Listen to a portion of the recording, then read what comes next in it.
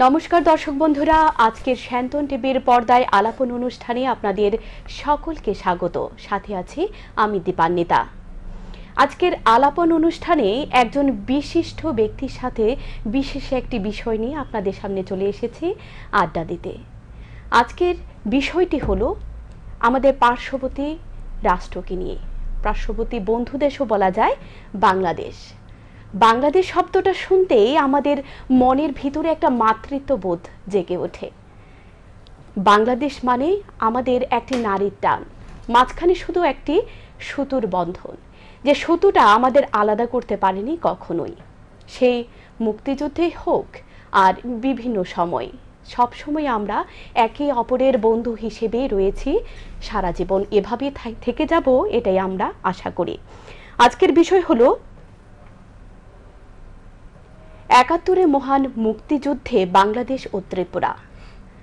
বাংলাদেশ ও ত্রিপুরার মুক্তিযুদ্ধ সম্পর্কে আমাদের কিছু কথা বলতে আমাদের সাথে স্টুডিওতে এই মুহূর্তে রয়েছেন বাংলাদেশের বিশিষ্ট সাংবাদিক, যুগান্তর পত্রিকা এবং যমুনা টেলিভিশনের আখাউড়ার প্রতিনিধি এবং আখাউড়া উপজেলার সভাপতিও বটে। আমাদের সাথে রয়েছেন মাহিউদ্দিন মিশু। প্রথমে আপনাকে নমস্কার আমাদের শান্তন টিভির স্টুডিওতে। আপনাকেও আন্তরিক ধন্যবাদ। কেমন আছেন প্রথমে জেনে নেব। অবশ্যই ভালো। ভালো থাকার আরো কারণ আছে। কেউ যদি নিজের বাড়িতে আসে তাহলে তো আরো ভালো থাকে, তাই না? তো আসলে আমি আমার একটা পরিবারই ধরা যায় পূর্বোত্তর ভারতের এই ত্রিপুরাকে। ত্রিপুরার সাথে বাংলাদেশের একটা যে নিবিড় সম্পর্ক, এটা কোনোভাবে অস্বীকার্য নয়, আমরা জানি। তো ত্রিপুরাতে কি প্রথমবার আসে না আরো আসা হয়েছে? না, আপনি প্রথমেই আপনার উপস্থাপনা এটি কথা বলেছেন আখাউড়ার। না, এটি ওই যে কোনো পরিস্থিতিতে ৭১ হোক আর বর্তমানে হোক, সীমান্তের কাঁটাতারের বেড়া, সম্ভবত আপনি বাধাটা যে কথা বলছেন, হ্যাঁ একদম, এই কাঁটাতারের বেড়াটা আসলে আমাদেরকে আলাদা করতে পারে না এবং করার কোনো সুযোগ নেই। সুতরাং আমার বাড়ি যদিও সীমান্তের রেখার ওই পারে, আমি এই ত্রিপুরাকে আমার সেকেন্ড হোম আমি মনে করি। এবং এইভাবেই যেহেতু আমার মানে নিজের বাড়িতে দেখেই প্রথম আসে না, এটা যুগ যুগ ধরে আমার ত্রিপুরার সাথে। যখন আমি খুব ছোট্ট, তখন আমি আমার বন্ধুদের সাথে, কিশোর বয়সের কথা বলছি, বন্ধুদের সাথে খেলার ছলে এই যে ত্রিপুরা রাজ্যের এই রামনগরের যে পুকুরটা আছে সীমান্তবর্তী, এই পুকুরে এসে পর্যন্ত আমি গোসল করে ওই বন্ধুদের বাড়িতে চলে আসছি। সন্ধ্যের আগে আবার নিজের ঘরে চলে গেছি। ঠিক আমার বন্ধনটা আজও অবধি পর্যন্ত এই অবস্থায় আছে এবং অদ্যবধি পর্যন্ত। এবার যে ত্রিপুরা সফর, আপনার আবার সেকেন্ড হোমে আসলেন, ফার্স্ট হোম থেকে সেকেন্ড হোমে আসা, এটার কারণ কি? মানে কোনো কি অকেশনে এসেছেন না? জি হ্যাঁ, আপনাকে আসলে জানিয়ে রাখি, গতকাল ছিলেন আমাদের বাংলাদেশের স্থপতি, আমাদের জাতির জনক বঙ্গবন্ধু শেখ মুজিবুর রহমান, ওনার ১০৪তম জন্মবার্ষিকী এবং শিশু দিবস।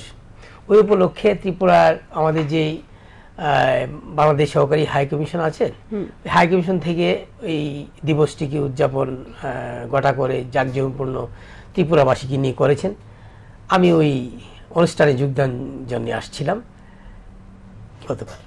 বঙ্গবন্ধুর কথা মনে আসলেই মনে আসে মুক্তিযুদ্ধের কথা। ৭১ মুক্তিযুদ্ধে সে ত্রিপুরার যে অবদান ছিল সেই সম্পর্কে আপনার কাছে কিছু জানতে চাইব। শুধু ৭১ নয়, ৭১ আমাদের মহান মুক্তিযুদ্ধ, সেটা তো ত্রিপুরাবাসীর যে অবদান, সেটা আমি যদিও সরাসরি ৭১ মুক্তিযুদ্ধ দেখিনি, আমার বাবা, দাদা, আমার মা, চাচিদের কাছ থেকে শুনে আসছি। এই অবদান অস্বীকার করার কোনো সুযোগ নেই।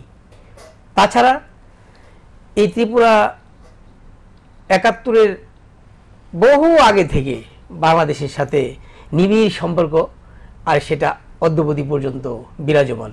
আমি ৭১ মুক্তিযুদ্ধের কথা যদি বলি, আমার মা আমাকে বলেছেন, বাবা বলেছেন, মুরব্বীরা বলেছেন এই ত্রিপুরাবাসী যদি 71-এ আমাদেরকে ওই সুযোগ না দিতেন, সুযোগ বলতে আমি যে জিনিসটা বোঝাচ্ছি আপনাকে, বাংলাদেশের যে সীমান্ত এলাকা রয়েছে তার মধ্যে ত্রিপুরা রাজ্যের 917 কিলোমিটার হলো ত্রিপুরা রাজ্যের সীমান্ত এলাকা। তার মধ্যে প্রায় 840 কিলোমিটার হলো বাংলাদেশ লাগোয়া যে সীমান্তবর্তী এলাকা। 71-এ মুক্তিযুদ্ধের সময় পাক হানাদাররা আমাদেরকে যেভাবে ঝাঁপিয়ে পড়েছিলেন, ত্রিপুরার মানুষ আমাদেরকে যেভাবে আগলে ধরেছেন, যদি ওই সময় আমাদেরকে ত্রিপুরার মানুষ ঠিক নিজের মতো না ভাবতেন, কখনো আমাদের বেঁচে থাকা, আমার মা বাবা যদি বেঁচে না থাকতো তাহলে আমি আসতাম না, আর আমি যদি না আসতাম তাহলে আজকে ত্রিপুরার এই যে একটা আত্মিক টান, এটা সৃষ্টি হতো না। ঠিক আমি মিশুর মতো লাখো লাখো মানুষ ভারত তথা নর্থ ইস্টের যে 7টা রাজ্য, ত্রিপুরার মানুষের অবদানের কথা কখনো অস্বীকার করার কোনো সুযোগ নেই। এবং নতুন প্রজন্ম যারা রয়েছেন, যারা এখন তরুণ, তাদেরকে এই মেসেজটা আমাদেরকে দিতে হবে। যে মেসেজটা আমার বাবা, আমার দাদা কিংবা আমার বয়োজ্যেষ্ঠ মুরব্বীরা আমাদেরকে দিয়ে গেছেন, এই মেসেজটা আমরা নেক্সট প্রজন্মকে দিতে চাই। কারণ যদি আমরা এই বার্তাটা আমরা আমাদের প্রজন্মের কাছে না দিয়ে যাই, তাহলে এইটা নিঃসন্দেহে এটা মানে অকৃতজ্ঞ। আমি এই জন্য বলছি, 71-এ ভারতের যে অবদান, আমার দেশের জন্য আপনার বাড়িতে চলে আসছি, আপনি আশ্রয় দিয়েছেন, এখানে প্রায় তৎসময়ে যে মানে বাংলাদেশে যে এখন রোহিঙ্গারা যেভাবে 12 লক্ষ রোহিঙ্গা যেভাবে বাংলাদেশে বসবাস করছে, ঠিক আমি যদি ওই দিনটির কথা মনে করি, আমার শ্রদ্ধাভাজন মুরব্বীরা যে কথা বলে গেছেন এবং আমাদের অভিভাবকরা যেভাবে আমাদেরকে জানাইছেন যে ত্রিপুরা মানুষ ঠিক ওইভাবে বাংলাদেশি এইভাবে এসে ত্রিপুরা মানুষকে মানে রোহিঙ্গাদের মতো এসে তাদের বাড়ি করে, আর তখন তারা নিজের সন্তানের মতো, নিজের পরিবারের লোকের মতো মনে করে আমাদেরকে গড়ে রাখছেন। তারা নিজেদের বিছানা ছেড়ে দিচ্ছেন, ঘর ছেড়ে দিচ্ছেন, তাদের খাবার যদি 1 মাসের খাবার মজুদ ছিল, সেখানে 71-এ তাদের খাবার আমাদের মুখে তুলে দিচ্ছেন। তাহলে যারা নিজের মুখের খাবার তুলে দিয়ে আমার জীবন রক্ষা করলো, তাদের চিকিৎসালয়, এই ধরনের যে সকল মৌলিক অধিকারগুলো আমাদেরকে দিয়ে 71-এ যে সার্বিক সহায়তা করেছেন, নিঃসন্দেহে সেটা একটা আত্মার টান না হলে কখনো সম্ভব না। ঠিক। আর এই জন্য আমি ত্রিপুরার বিভিন্ন সময় বলে থাকি, ত্রিপুরা হলো আমাদের পরীক্ষিত বন্ধু, ভারত তথা ত্রিপুরা আমাদের পরীক্ষিত বন্ধু। ত্রিপুরার সাথে আমাদের আত্মিক সম্পর্ক এবং একটা আত্মীয়তার বন্ধনও গঠিত। ত্রিপুরাকে বলা হয় বাংলাদেশের এক টুকরো খণ্ড। ত্রিপুরাকে দেখতে গেলে যেমন মনে হয়, ম্যাপেও যখন আমরা দেখি মনে হচ্ছে বাংলাদেশের একটা টুকরো খণ্ডকেই ত্রিপুরা বা ভারতের একটা অংশ বলে আমরা বিবেচনা করি। তো এক্ষেত্রে দেখা যায় আমাদের ভাষাও এক, সভ্যতাও এক, সবকিছুই এক। শুধু বললাম আমি প্রথমেই যে একটা শুধু সুতো দিয়ে কাটা, কিন্তু এতে তো আর কাটা যায় না, সবকিছুই এক রয়ে গেছে। এই বাংলাদেশের এক টুকরো খণ্ড ত্রিপুরা, এই বিষয়টাকে আপনি কিভাবে ব্যাখ্যা করবেন? হ্যাঁ, চমৎকার বলেছেন আপনি। আমি ভাষা, সংস্কৃতি, আলো বাতাস মধ্যেই কাঁটাতারের বেড়া আমাদেরকে তো আলাদা করতে পারে না, তাই না? একদম। ওই সেনাবাদী কথা বলছিলাম না আপনাকে, পুকুরের কথা। হ্যাঁ। ওই পুকুরে মাছ চাষ হয়, ওই পুকুরের 1 কিঞ্চিত জায়গা পড়েছে বাংলাদেশের অংশে, আর পুরোটাই হলো ভারতের অংশে। তাহলে এই পুকুরের মাছ আপনারাও খাচ্ছেন, আমরাও খাচ্ছি। তাহলে এখানে ভারতের অংশে কোন মাছটা আপনি বুঝতে পারছেন না? তাহলে ত্রিপুরার 71-এ যেই আমাদের যে মেল বন্ধন, ত্রিপুরা বাংলা মানে বাংলাদেশের এক টুকরো এক খণ্ড বলেছেন না। আমি ৭১-এ মুক্তিযুদ্ধের সময় আপনাদের এই ত্রিপুরার বিভিন্ন এই জেলা এবং সীমান্তবর্তী এলাকাগুলোতে আমাদের মুক্তিযোদ্ধাদের প্রশিক্ষণ ক্যাম্প ছিল। আমাদের এই ক্যাম্প ওই চোত্তাখোলা নামে একটা জায়গা আছে, চোত্তাখোলা, এখান থেকে সম্ভবত প্রায় ১০০ কিলোমিটার এই দক্ষিণ দিকে, সেটা হলো বাংলাদেশের ফেনী এবং আপনাদের হলো বেলুনিয়া যে অংশটা, চোত্তাখোলা ২০ একর জায়গার মধ্যে তৎকালীন আমাদের বাংলাদেশ সরকার, প্রধানমন্ত্রী মাননীয় শেখ হাসিনা মহোদয়া ওই ৭১ স্মৃতি বিজড়িত যেই চোত্তাখোলার যে জায়গাটা, ওই জায়গাতে বাংলাদেশের একটি মুক্তিযুদ্ধ পার্ক তৈরি করার প্রস্তাবনা আনেন। সেখানে ২০১০ সালে ভিত্তিপ্রস্তর স্থাপন করে সেখানে ২০ একর জায়গার মধ্যে মুক্তিযুদ্ধ পার্কও হয়েছে। আমি আজকের এই আলোচনায় বসে আমি শ্রদ্ধাভরে স্মরণ করছি তৎসময়ে যারা এই মুক্তিযুদ্ধ পার্ক তৈরি করতে বাংলাদেশের একটি ইতিহাস, ভারতের মাটিতে একটি মুক্তিযুদ্ধ পার্ক মানে এক টুকরো বাংলাদেশ, আপনার কথা কিন্তু চলে আসছে।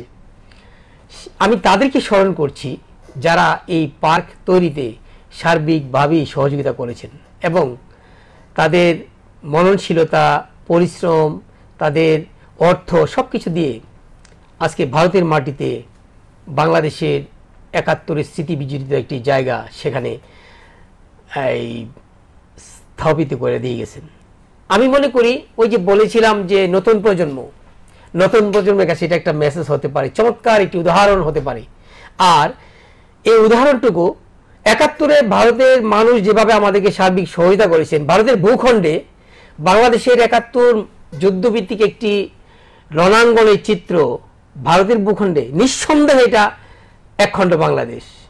আর এটা যদি বড় মন না হয়, যদি আমাদেরকে আত্মিকভাবে ভালো না বাসতেন, আমাদেরকে মননশীলতায় ভালো না বাসতেন ভারত, কখনো তাদের ভূখণ্ডে বাংলাদেশের এই স্মৃতি বিজড়িত ৭১-এর চিত্র পটভূমি সেখানে আঁকতেন না।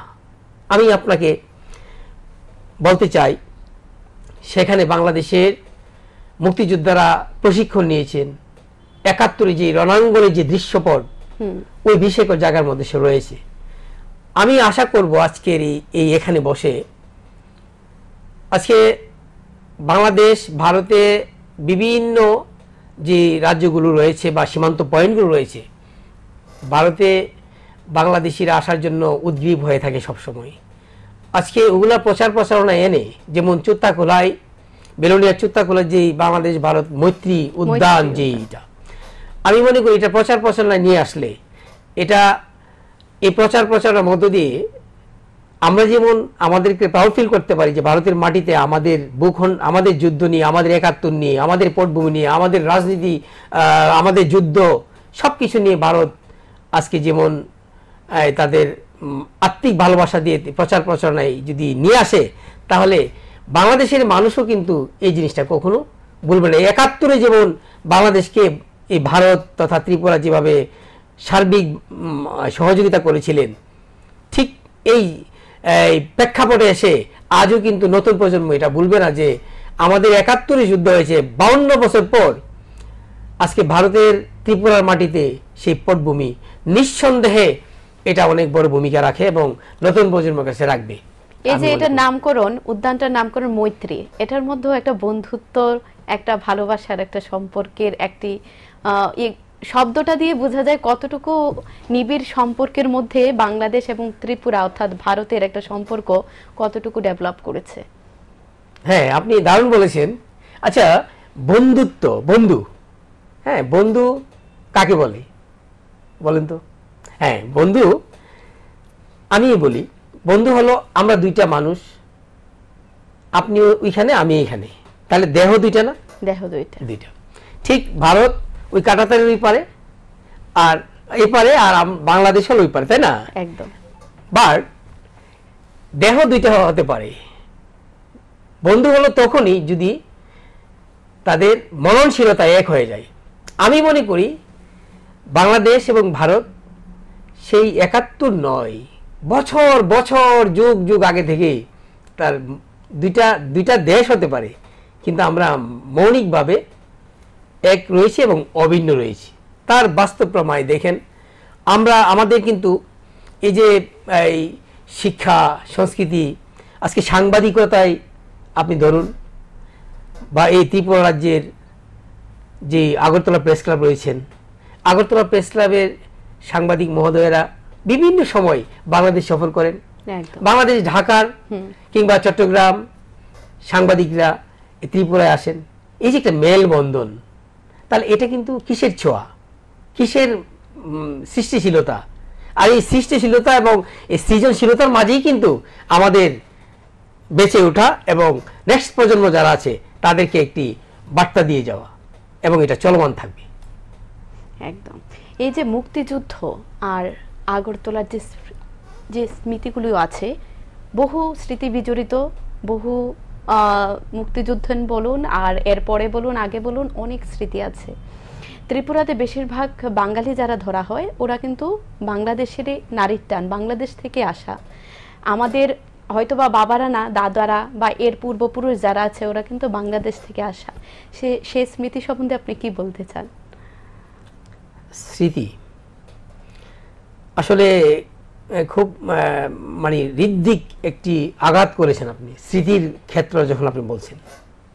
দেখুন, এই যে আমাদের গেল এই ফেব্রুয়ারি আন্তর্জাতিক মাতৃভাষা দিবস, 21শে ফেব্রুয়ারি, ঠিক এটা আমরা গোটা করে 2 বছর পালন করেছিলাম। আপনি হয়তো জানেন কিনা, এই ত্রিপুরা আমাদের যে আগরতলা এবং আখাউড়ার যে নর্মস্ট্যান্ড এলাকা আছে, ইমিগ্রেশনের চেকপোস্ট, নর্মস্ট্যান্ড এলাকায় ত্রিপুরা আমাদের কিছু বন্ধু এবং আমাদের বাংলাদেশের বন্ধুরা মিলে হাই প্রোফাইল রাষ্ট্রীয়ভাবে যোগাযোগ করে আমরা কিন্তু 2013 এবং 14 সালে এই সীমান্ত এলাকায় আন্তর্জাতিক মাতৃভাষা দিবস আমরা কিন্তু উদযাপন করেছি। এবং সেটা আপনি এই যে কথাটা বলছেন, দেখেন, যখন 13 সালের এই ঘটনাটা আমি আপনাকে বলি, এই নর্মস্ট্যান্ডে আমাদের বাংলাদেশের বিভিন্ন জেলা থেকে মানুষজন, নারী পুরুষ, কিশোর, যুবক, বয়োবৃদ্ধ সবাই আসছে। আবার এই ত্রিপুরা অংশ এভাবে আসতেছে, নারী পুরুষ বয়োবৃদ্ধ, যে এখানে আজকে মিলন মেলা হবে। এটা আমরা আগেই প্রচার প্রচারণা চালিয়েছিলাম বিদায় ওনারা জেনে ফেলছিলেন। সীমান্ত রেখায় বিএসএফ সীমান্তের উপরে, বিজিবি বাংলাদেশ সীমান্তে এদিকে, ওনারা নিরাপত্তায়, যাতে সীমান্ত রেখাটা একটা পর্যায়ে মাইকে ঘোষণা হলো যে বাংলাদেশের যে অংশে আপনারা ত্রিপুরায় ঢুকতে পারবেন, ত্রিপুরার লোকজন বাংলাদেশে ঢুকতে পারবেন, কিন্তু আপনাদের সময়সীমা হলো বিকেল 5টার মধ্যে নিজ নিজ দেশে প্রত্যাবর্তন করতে হবে, স্বেচ্ছায়, নিজ উদ্যোগে। যদি বিশ্বাস করুন, আমি ওই দিন এদের চোখে মুখে এই তাদের ত্রিপুরার মানুষ, ওই যে আপনি বললেন বাংলাদেশের বিভিন্ন জেলা উপজেলায় আপনাদের পৈতৃক নিবাস রয়েছে, মানে মনে হয় অনেকে যে পাসপোর্ট ভিসা এই জটিলতায় বা বিভিন্ন কারণে হয়তো তাদের আর ওই যে পিতৃ বিটা ছেড়ে আসছেন সেই বছর বছর ধরে আর কখনো যাওয়া হয়নি। তো তাদের চোখে মুখে একটা আলোক ছটা ফুটে উঠলো যে বাংলাদেশে যাচ্ছি। সত্যি বাংলাদেশে এসে তারা মাটি ছুঁচ্ছে, তারপরে ওই যে এরা বলতে সত্যি কি বাংলাদেশে আসতে পারছি, এরকম একটি মানে তাদের আনন্দ চোখে মুখে। একটা পর্যায়ে তারা নিজ নিজ তাদের পিতৃভূমিতে চলে গেলেন, কেউ ব্রাহ্মণবাড়িয়া, কেউ ভৈরব, কেউ নরসিংদী, কেউ কুমিল্লা, কেউ হবিগঞ্জ, এরকম চলে গেছেন। আবার বাংলাদেশের মানুষও রাজ্যের বিভিন্ন দিকে চলে গেছেন। তো বিকেলবেলা আমি সংবাদকর্মী, আমি ওইখানে কাজ করছি, বিকেলের মধ্যে যখন অনেকে আসছেন, অনেকের হাতে অনেক কিছু যে কেনাকাটা করে নিয়ে আসছেন। আমি এই কথাটা আমার মৃত্যু অবধি পর্যন্ত মনে থাকবে। আপনি আশ্চর্য হয়ে যাবেন, আমি কেন যেন মনে হলো ওনার এই ব্যাগের মধ্যে একজন বুড়ো মানুষ। আমি বললাম যে খালাম্মা আপনি কি আনছেন? অনেকে তো মুরগ নিয়ে আসছে, বিস্কিট নিয়ে আসছে, বিভিন্ন ফল ফ্রুট নিয়ে আসছেন, বিভিন্ন কেনাকাটা করছেন, আপনি কি নিয়ে আসছেন? এই কথা বলার সঙ্গে সঙ্গে ওনার মানে চোখ দিয়ে জল গড়িয়ে পড়ছে। আমি বললাম যে খালাম্মা কাঁদছেন কেন, বলুন আমাকে, মা কোনো সমস্যা? বলো না বাবা কোনো সমস্যা নাই, আপনি বলেন যে কি নিয়ে আসছি, এই জন্য আমার কান্না পাচ্ছে, আমি বলতে পারতেছি না। আমি না খালাম্মা আপনি বলেন। বললো বাবা মাটি মাটি মাটি নিয়ে গেছে। মাটি।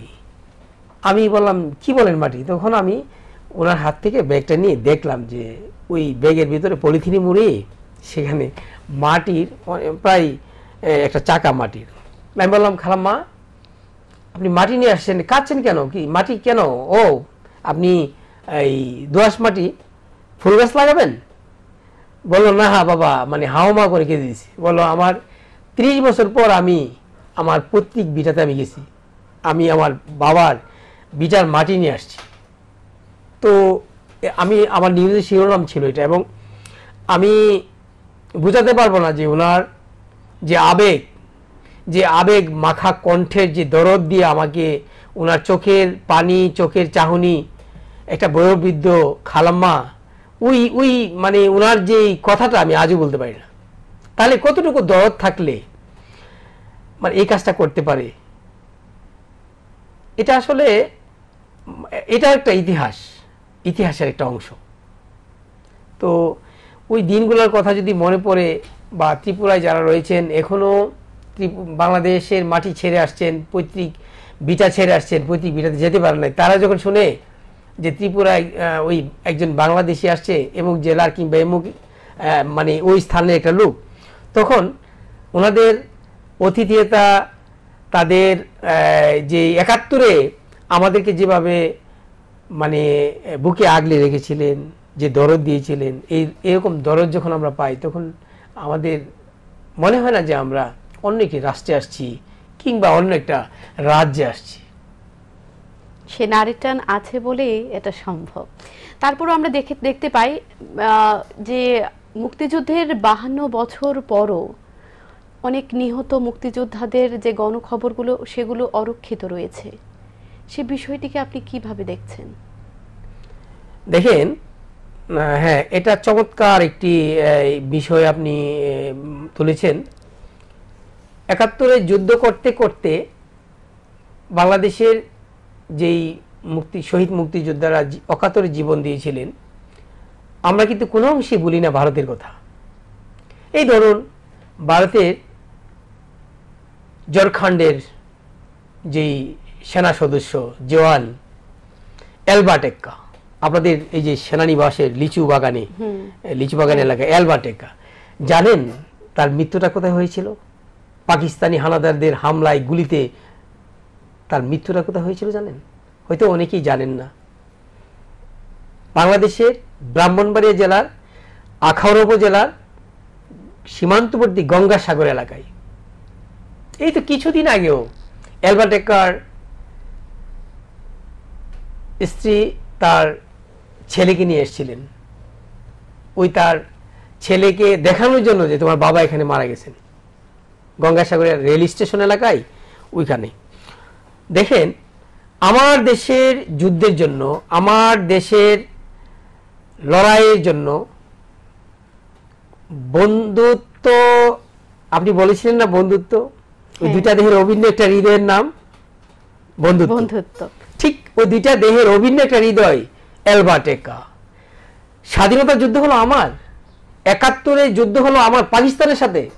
তাহলে আমাকে যদি ভারত তথা অ্যালবার্ট এক্কা ভালোই না বাসত, তাহলে অ্যালবার্ট এক্কার মতো অকাতরে হাজারো সৈনিক ওই দিন প্রাণ দিয়েছিলেন। নিঃসন্দেহে আজকে অ্যালবার্ট এক্কার স্মৃতিস্তম্ভ ওই রাজ্যের লিচু বাগান এলাকায় রয়েছে, সেনানিবাস এলাকায়। আমি বাংলাদেশের অনেক মুক্তিযোদ্ধা, শহীদ মুক্তিযোদ্ধা, এটা চমৎকার একটি কথা আপনি তুলেছেন। আমি এই স্বাধীনতার 52 বছর পরেও অনেক শহীদ মুক্তিযোদ্ধার গণকবর এখনো অরক্ষিত রয়েছে। এটা আমাদেরকে বেদনা দেয়। আমরা যে প্রজন্ম, আমরা যে তরুণ, যখন আমাদের 71-এর কথা মনে হয় যে তাদের কারণে আজকে আমি মিশু আপনার সামনে দণ্ডায়মান কথা বলছি দেশ এবং জাতির উদ্দেশ্যে। যদি তারা আমাদেরকে একটি ভূমি, লাল সবুজের পতাকা উপহার না দিয়ে যেতেন, তাহলে কখনোই কিন্তু আমি নিশু হতাম না। 10 জন আমাকে জানতো না। বাংলাদেশের ওই সীমান্ত পেরিয়ে ভারত বন্ধুত্ব সম্পর্কে কথা আমি বলতে পারতাম না। আজকে সে শহীদ মুক্তিযোদ্ধা, 250 শহীদদের মুক্তিযোদ্ধার গণকবর এখন অরক্ষিত রয়েছে, এবং সেটি অত্যন্ত বেদনাবিধুর এবং দুঃখ ভারাক্রান্ত হৃদয়ে আজকে আমি এই জিনিসটা মানে সংশ্লিষ্ট দপ্তরের কাছে বাংলাদেশ এবং ভারত সংশ্লিষ্ট কর্তৃপক্ষ যারা রয়েছেন তাদের কাছে আমি দাবি করে আসছি, দাবি করব এবং করেই যাব। আমি চাই ভারতের ভূখণ্ডের বৃহৎ জায়গা জুড়ে এবং কিঞ্চিত জায়গা আমাদের ভূখণ্ডে, ওই যে সেনারবাদী রামনগর এলাকায় ওই পুকুর, যে পুকুরের কথা বলছিলাম, সেই পুকুর পাড়ে যখন 71-এ যুদ্ধে আমাদের মুক্তিযোদ্ধারা, বীর মুক্তিযোদ্ধারা আহত হতেন, তাদের চিকিৎসা করতেন হলো আপনাদের আগরতলা জিবি হসপিটালে। ওইখানে চিকিৎসাধীন অবস্থায় যে সকল বীর মুক্তিযোদ্ধারা নিহত হতেন তাদেরকে এনে ওই সেনাবাদী গণকবরে একটা ইট খোলা ছিল। তৎসময়ে আমি ছোট থাকতে এই ইট খোলাটা দেখেছি, আমি আসতাম। ওই ইট খোলা পুকুর পাড়ে ওই ভূমিতে তাদেরকে সমাহিত করতেন। এখন ওই ভূমিটা অযত্ন অবহেলায়, লতা গুল্ম পাতায় এটা ঢেকে গেছেন। তো আমি এটা নিয়ে দীর্ঘদিন যাবতই কাজ করছি। আমার কাজ করার ফলশ্রুতিতে আমি আমার ত্রিপুরা রাজ্যে এই যে বাংলাদেশ সহকারী অ্যাসিস্ট্যান্ট হাই কমিশনার রয়েছেন, কমিশন কার্যালয়ের তৎসময়ের সহকারী হাই কমিশনার শাফাত মোহাম্মদ, তারপরে বর্তমানে যিনি আছেন আমাদের অ্যাসিস্ট্যান্ট হাই কমিশনার মহোদয় আরিফ মোহাম্মদ, উনি সহ এর চেষ্টা করছে। এবং এখানে অন্তত একটা স্মৃতি বিজড়িত, যেমন আমাদের চুত্তাখোলায় বেলুনিয়া যেরকম একটি ভারত বাংলাদেশ মৈত্রী উদ্যান করেছে, অন্তত এই আখাউড়া সীমান্তে, যেহেতু এটি সীমান্ত ঘেঁষা এবং আখাউড়া এবং আগরতলা ইমিগ্রেশন এলাকায়, তো আমি বাংলাদেশের যেই সংশ্লিষ্ট ব্যক্তিরা রয়েছেন আমি তাদের কাছে আজকে এই ভারতের মাটিতে বসে তাদের কাছেও আমি দাবি করছি দুই দেশের সমন্বয়ে যেন অন্তত এই 250 শহীদদের গণকবর অযত্ন অবহেলা রয়েছেন এই সীমান্ত এলাকায়, এই গণকবরটি যেন অন্তত রক্ষা করা হয়। আমি লিখনির কারণে এবং ত্রিপুরা অ্যাসিস্ট্যান্ট হাই কমিশন আমাদের যে রয়েছেন ওই কার্যালয়ের মহোদয়দের লিখনির কারণে গত 3-4 বছর আগে এখানে বিএসএফ সীমান্ত রক্ষী বাহিনী সেখানে যে লতাগুল্ম যেই অযত্ন জায়গাটা ছিলেন পরিত্যক্ত, ওই জায়গাটা পরিষ্কার পরিচ্ছন্ন করেছে এবং আমরা আমাদের বাংলাদেশের তরফ থেকে সেখানে এই একটি সাইনবোর্ড লাগায় সেখানে আমরা এই প্রতি বছরই পুষ্পস্তবক অর্পণ করি। তো এই সুযোগটুকু হয়েছে, আমি আশা করব হয়তো আমরা দেখে যাব কিংবা নাও দেখতে পারি। আমার বিশ্বাস একটা সময় আসবে এই গণকবর রক্ষিত হবে এবং এখানে একটি সুন্দর এবং দুদেশের সমন্বয়ে একটি মৈত্রী উদ্যান এখানে 71 ভিত্তিক হবে, এটা আমি আশা করি। এবং যারা রয়েছেন যাদের হয়তো আমাদের এই আজকের এই কথোপকথন হয়তো যদি তাদের কানে পর্যন্ত পৌঁছায়, তাদের কাছে আমার বিনীত অনুরোধ থাকবে অন্তত যেন এই শহীদদের গণকবরটুকু রক্ষা করেন। তাছাড়া আর সীমান্তে বাদেও আরও বহু জায়গায় রয়েছেন, যেই ত্রিপুরার অনেক জায়গায় মহান মুক্তিযুদ্ধের সময় বীর মুক্তিযোদ্ধাদের বিভিন্ন জায়গায় সমাহিত করা হয়েছিল। আমার কাছে এই ধরনের অনেক বার্তা রয়েছে, আমি এগুলো নিয়েও কাজ করছি। হ্যাঁ, তো আমি আশা করব একটা সময় হয়তো তাদেরও লাশ, যেটা আমরা ওই যে স্থানান্তরিত করার যে প্রক্রিয়া, এই প্রক্রিয়াতে তাদেরও একটা হয়তো স্মৃতিচিহ্ন রক্ষার্থে এগিয়ে আসবে তার পরিবার কিংবা দেশ। এটা আমার একটা দাবি এবং আশা। এই যে মুক্তিযুদ্ধে ত্রিপুরা এবং যে বাংলাদেশের যে দ্বিপাক্ষিক সম্পর্ক হয়েছিল সেই বিষয়টা নিয়ে কিছু শুনতে চাইবো আপনার। দ্বিপাক্ষিক সম্পর্ক তো বরাবরই মতে আমাদের মজবুত এবং বাংলাদেশ সরকার, আওয়ামী সরকার, বঙ্গবন্ধু সরকার শেখ হাসিনা সরকার, এটা বরাবরের মতোই মোদী সরকার। আমরা দ্বিপাক্ষিক সম্পর্ক চমৎকারভাবে এগিয়ে যাচ্ছে এবং এই সুদূর প্রসারী আরও চিন্তা ভাবনা আমাদের রয়েছে। সেই দৃষ্টিকোণ থেকে আমি যদি বলতে চাই, যেমন গতকালও আমাদের বাংলাদেশ হাইকমিশন যেই সোনারতরীতে যেই প্রোগ্রাম করেছে, সেখানে চিফ গেস্ট ছিলেন হলো স্টেট গভর্নমেন্টের একজন মিনিস্টার শ্রদ্ধাভাজন সুশান্ত চৌধুরী মহোদয়। উনি বলেছেন আমরা খুব শীঘ্রই ত্রিপুরা থেকে আন্তর্জাতিক ফ্লাইট চালু করব এবং সে আন্তর্জাতিক ফ্লাইটটা যাবে হলো বাংলাদেশের চট্টগ্রাম। তাহলে উনি আন্তর্জাতিক ফ্লাইট চালু করবেন, প্রক্রিয়া প্রায় শেষ পর্যায়ে, এবং সেটা হবে বাংলাদেশের চট্টগ্রাম। তাহলে আমি আবার ঘুরে ফিরে কথাটা আসছি, কতটুকু আত্মিক টান, আত্মার বন্ধন, মেল বন্ধন থাকলে পরে উনি আন্তর্জাতিক ফ্লাইট চালু করবেন, সেটাও বাংলাদেশের উদ্বোধনীর মধ্য দিয়ে উদ্বোধনী ফ্লাইটটা। তো আমি আপনাকে বলতে চাই, আমাদের কানেক্টিভিটি, আমাদের ব্যবসা বাণিজ্য, আমাদের শিক্ষা, সাংবাদিকতা, সংস্কৃতি, আদান প্রদানের যে মেলবন্ধন, সেটা কিন্তু যুগ যুগ ধরে চলে আসছে।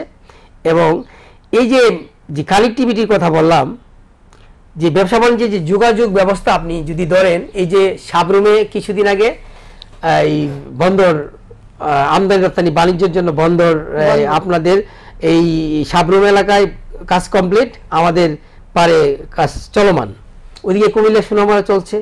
আমাদের আখাউড়ার পরিস্থিতি আপনি জানেন, আখাউড়া, এই যে আখাউড়া আগরতলা আমাদের যে ব্যবসা বাণিজ্যের এই সড়ক যোগাযোগ ব্যবস্থা, আশুগঞ্জ থেকে 4 লেন সেটি নির্মাণাধীন, কাজ হচ্ছে।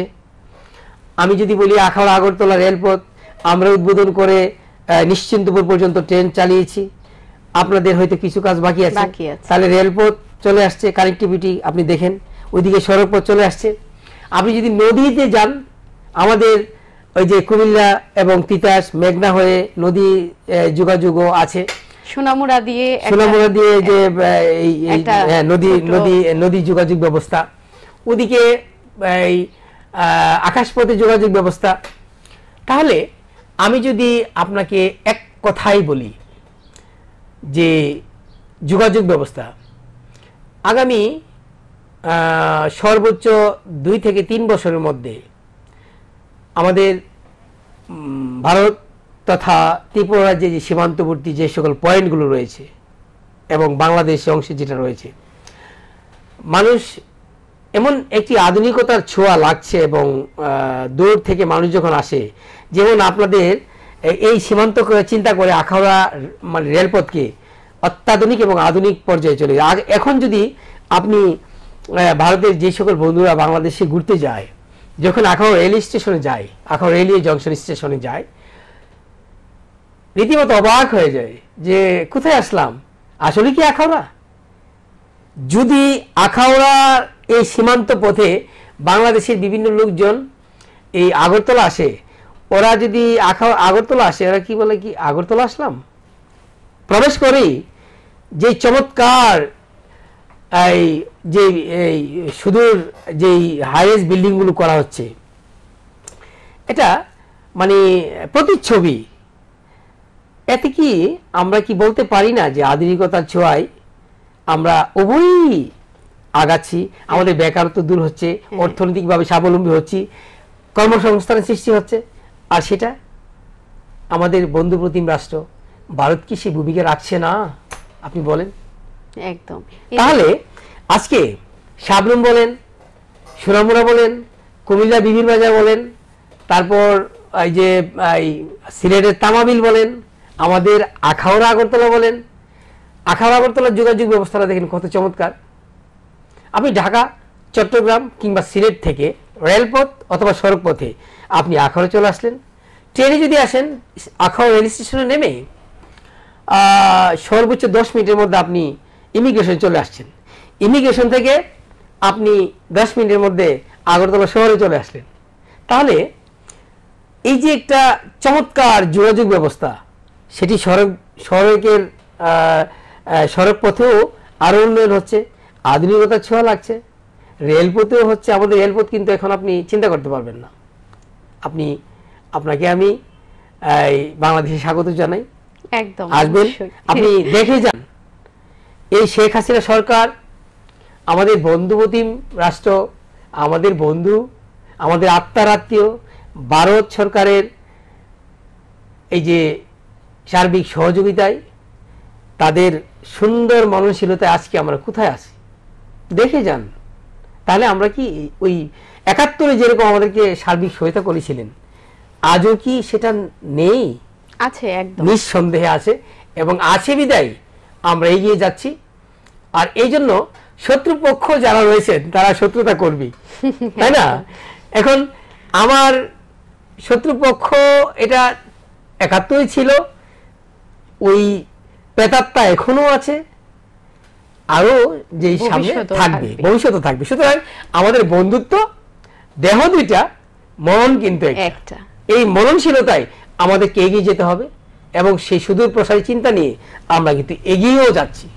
আর এগিয়ে যাচ্ছি বিদায় আমাদের কানেক্টিভিটি ঠিক এরকম ভাবে, আপনি আকাশপথ বলেন, জলপথ বলেন, আর স্থলপথ বলেন, আমরা কিন্তু কোনো পথেই কিন্তু আমরা এই আপনার পিছিয়ে নেই। এই পিছিয়ে থাকার আমাদের আর কোনো সুযোগও নাই। একদম এই বন্ধুত্ব সুলভ মনোভাব নিয়ে আমরা সারা জীবন থাকতে চাই, এবং আমরা না, আমাদের আগামী প্রজন্ম সেই একইভাবে তাদের জীবন এভাবে বন্ধুত্ব সুলভ সম্পর্ক নিয়ে কাটাক, সেটাই আমরা চাইব। জি, আমি খুব ছোট থেকেই ভারত তথা ত্রিপুরার এই বন্ধুত্বপূর্ণ মানসিকতায় বড় হয়েছি, আজও আছি, মৃত্যু অবধি পর্যন্ত। আমার অনেক শ্রদ্ধাভাজন ব্যক্তিরা এই পৃথিবী থেকে চলে গেছেন, আমি তাদের মানে আত্মার মাগফিরাত এবং তাদের পরাত্মার যে আমি আশীর্বাদ করি, তারা ভালো থাকুক উপরে। তো আমরা এক হয়ে আরও যেন এগিয়ে যেতে পারি। ৭১ আমাদের দেশমাতৃকার আন্দোলনে যেভাবে ঝাঁপিয়ে পড়েছিলেন, আজও আমরা যেন ২-৪টা ভাত অন্তত যেন ভালোভাবে খেতে পারি, ভালো একটি ঘরে ঘুমাতে পারি, ঠিক এরকম স্বপ্ন নিয়ে আমরা সুখের সাগরে যেভাবে আছি, আমাদের এই বন্ধুত্বপূর্ণ মানসিকতা যেন সবসময় অটুট থাকে, আমিও সেই চিন্তা করি এবং সেই চেষ্টায় চলি। আমি আজকে যারা এই আমাদের আলাপচারিতায় এই সন্ধান টেলিভিশনের দর্শক, শুভানুধ্যায়ী, কলাকৌশলী যারা রয়েছেন পর্দার আড়ালে, সবাইকে আমি বাংলাদেশ তথা ব্রাহ্মণবাড়িয়ার পক্ষ থেকে আমি আমার আন্তরিক অভিনন্দন জ্ঞাপন করছি এবং সবাইকে অভিনন্দন জানাচ্ছি। আপনাকে অসংখ্য ধন্যবাদ আপনার এই মূল্যবান সময় থেকে আমাদের সময় দেওয়ার জন্য, এবং বিশেষ বিশেষ অনেক অজানা তথ্য আমরা জানলাম, অনেক অজানা কথা আমরা আজকে শুনতে পেলাম আপনার কাছ থেকে। আবার আসবেন। আপনাকে আন্তরিক ধন্যবাদ। আবার আসবেন, বারবার আসবেন, আমরা ডাকবো, আপনি এসে আপনার এই মূল্যবান কথাগুলো শুনিয়ে যাবেন। জি, ভালো থাকবেন একদম, এবং আমাদেরকে ভালো রাখবেন। একদম। দর্শক বন্ধুরা, এতক্ষণ কথা শুনলাম, অনেক অজানা কথা, অনেক জানা কথা, সবকিছুই আপনাদের সাথে মিলেমিশে সবকিছু শোনানোর জন্যই আমরা এই আলাপন অনুষ্ঠানের আয়োজন। আশা করি আপনারা ভালো থাকবেন, সুস্থ থাকবেন, আর দেখতে থাকুন স্যান্তন টিভি। নমস্কার।